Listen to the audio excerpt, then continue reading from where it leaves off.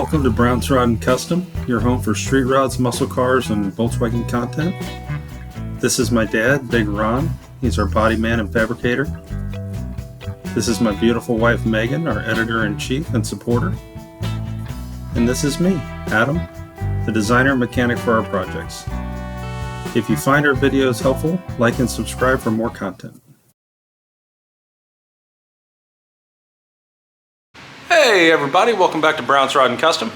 Wanted to ask you guys if you could do me a favor. If you're watching these videos and checking out the channel and you like what you see, if you guys could hit the subscribe button for me, we would really appreciate that.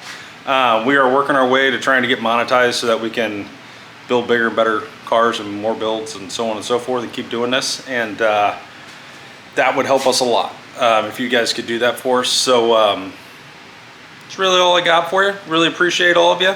Stay tuned. We've got lots of cool builds coming. Lots of things starting to happen on a lot of different cars. So it won't just be the Thing. It's going to be the Thing, the 40 Ford, the Apache. There's going to be a lot of things happening. So just stay tuned, and I will try my best to get you as many videos as I can, including Don's 1957 Chevy two-door post that we're working on. There's a lot going on over there too. So stay tuned, guys. Thanks for everything. We really appreciate you. Have a great night.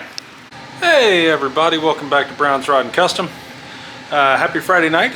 We did not have a great day today. We got our butts kicked, but that's okay. We learned a lot, and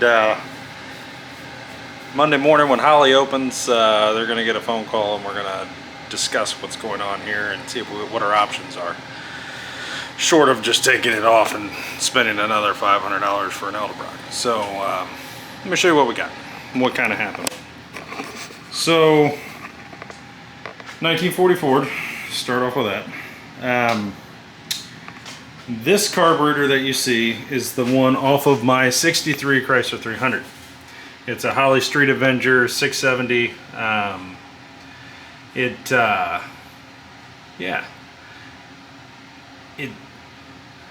I think it's a good carburetor. I just think I need to find the right jetting and squirters and all of that, and to make it want to work right. So basically what happened here is my dad's Holly, that is now on my Chrysler, we went to adjust the float levels, okay? And so the front one was fine. The rear one, no fuel. No matter what I did, no fuel.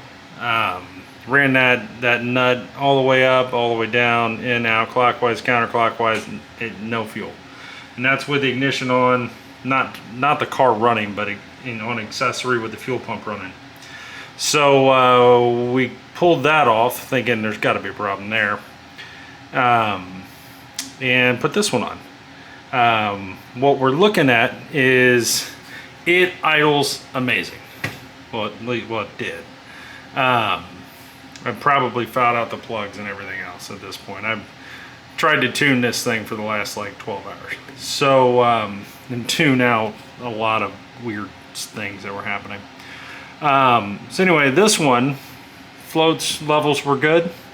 Had fuel just barely trickling out. Boom, boom, done. No big deal. Looked at the accelerator pump. Linkage here was fine, no issues. Took my feeler gauge under there, 0.015, just like the Holly says, everything's good. The kickdown cable linkage and everything showed up today, the bracket, so we got that hooked up. Still don't know if it kicks down because I can't get it to run longer than 2 seconds. Ran the idle mixture, or the mixture screws in. I set my curb idle, okay, to 900, 850, 900, somewhere right in there. And then I took my idle mixing screws,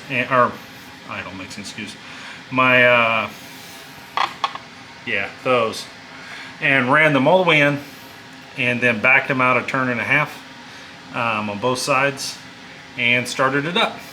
Got it idling great, running great. You'll see that in this video. I'm gonna have her put that in here. Everything seemed great. I mean, this thing was just roaring. Sounded like a damn NASCAR. And yeah, as soon as you get in it, I put it in reverse. RPMs dropped down to about 400, and then the car died. And I went, what the hell? So I got back out, and I used the vacuum gauge on here as well to make sure I was as much vacuum as humanly possible. We were sitting around 15 on both sides. Also went in there and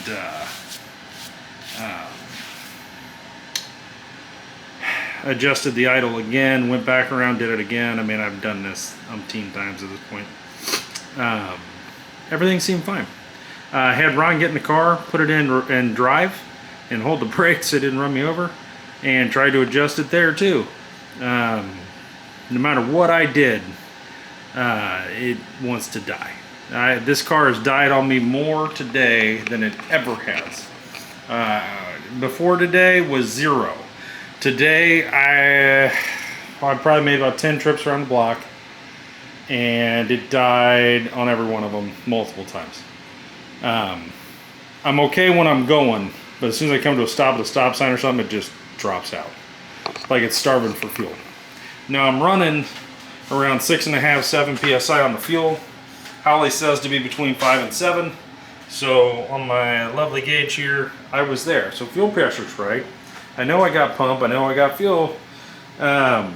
So, long story short, I'm gonna call Holly and see what the experts say and what they recommend that I do, and go from there. If any of you have had this problem, let me know. I did pull off the plate. It had this plate on it. I pulled that off and just went straight manifold or carburetor on manifold with a gasket, and didn't change anything. Made sure my intake manifold was tight. Made sure I didn't have any vacuum leaks that I could find anyway. You know, yeah, I don't know. So this is Holly number 2, Holly Street Avenger number 2. That you know, for all intents and purposes, right now, as far as I'm concerned, it's a boat anchor, and you just throw it in a river.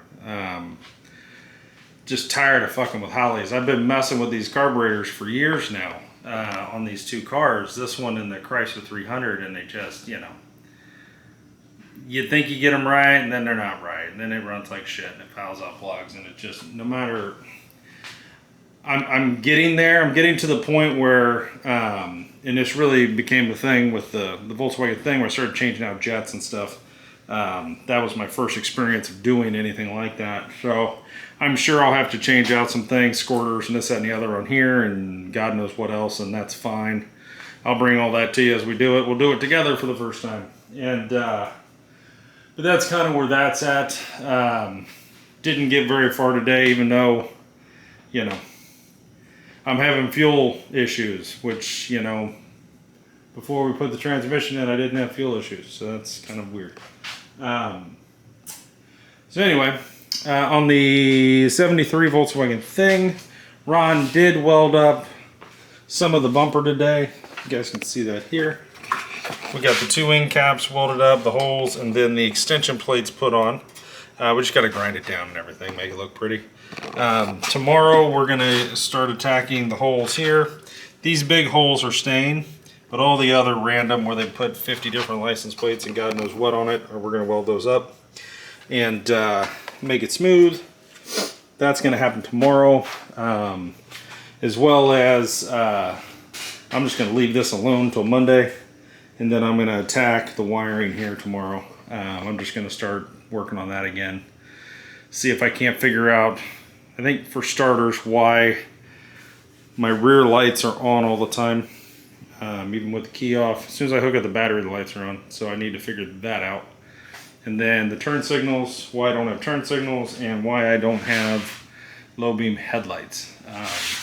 I get those things figured out, and man, we're cooking with hot grease. So that's kind of where we're at ladies and gentlemen, we are trying.